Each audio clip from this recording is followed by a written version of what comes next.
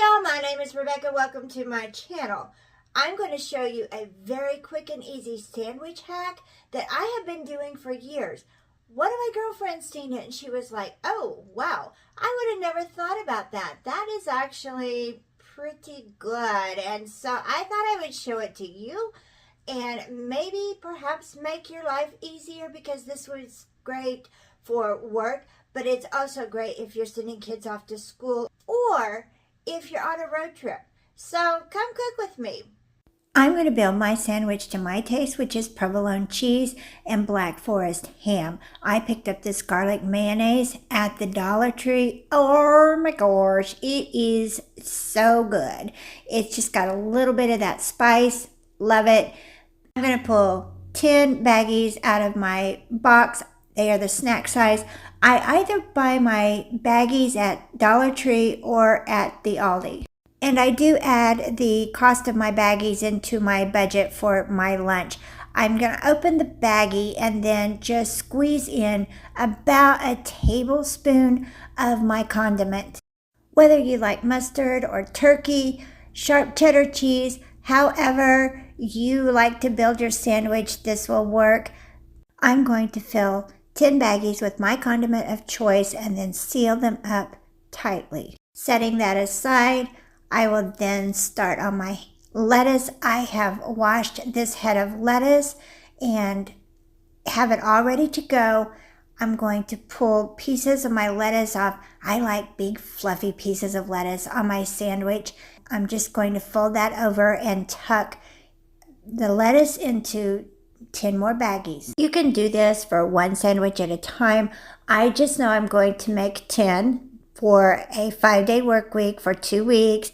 That way I can just do a little bit of an assembly line, and I know that I have my condiments done. I know that I have my lettuce done. And once I get that, then I can move on to the next thing that I'm going to build. Since lettuce will get a little soggy and lose its texture, then I want to make sure that those baggies are sealed up and that at least my lettuce is separate. Then I'm going to start with my cheese. I know that there is 11 slices of cheese in the sharp and medium cheddar from Aldi, and I know that there's 12 slices of cheese in the provolone.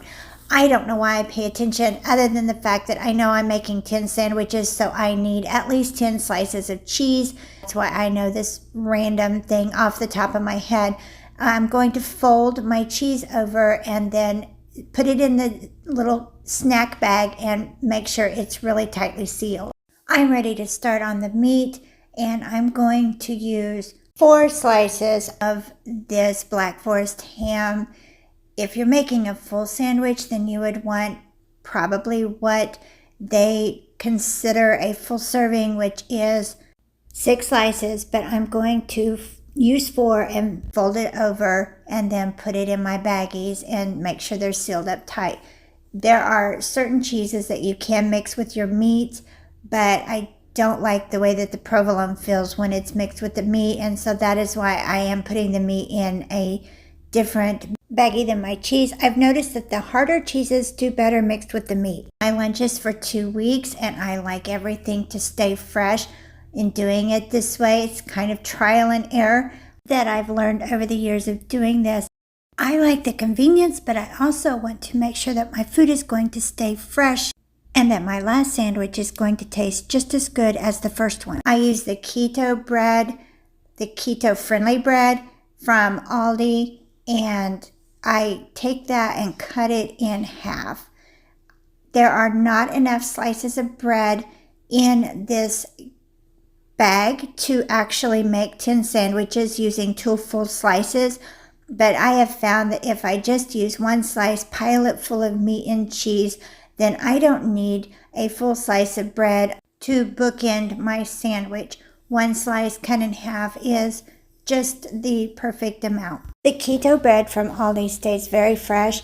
It is very soft, and the price that I paid for it the last time I was in the store, I know prices change a lot, was $3.89. I'm going to stack all of my little baggies into a quart-size baggie and make sure that everything is tucked in kind of the way that I would pull it out to make the sandwich to begin with, which would be the bread, the meat, the cheese, the lettuce, and then my condiment would be the next thing that I would put in toward the top along with the plastic knife.